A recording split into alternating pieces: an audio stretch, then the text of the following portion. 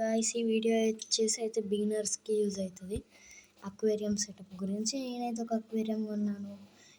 దీని కాస్ట్ వచ్చేసి 1500 పడ్డది విత్ ఫిషెస్.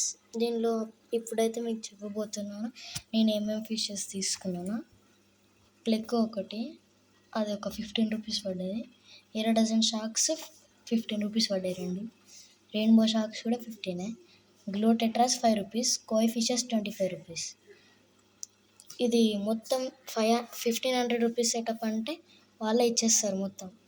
అక్వేరియం షాప్కి వెళ్ళి జనరల్గా అడగాలి మీరు 1500 రూపీస్ అక్వేరియం సెటప్ అని అడిగితే ఇస్తారు. శాండ్ అవి ఇవి క్లోరిన్ లాంటివి గండి లాంటివి ఇట్లా ఇస్తారు.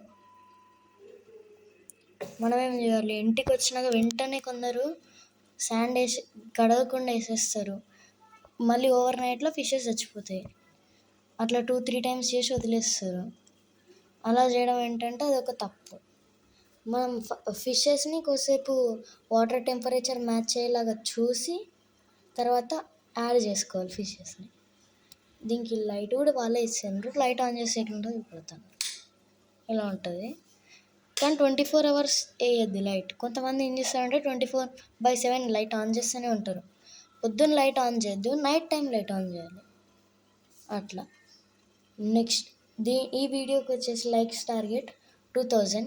ఒకవేళ 2000 రీచ్ అయిందనుకో దీనికి పార్ట్ 2 చేస్తా. ప్లీజ్ ఈ వీడియోని మీరు ఎవరైనా కొత్తగా చూస్తున్నట్టయితే సబ్స్క్రైబ్ చేయండి, లైక్ చేయండి, షేర్ చేయండి, కామెంట్ పెట్టండి. బెల్ ఐకాన్ కూడా ఆన్ చేసుకోండి. సపోజ్ మీకు వస్తే నేను ఏమైనా కొత్త వీడియోస్ చేస్తాను.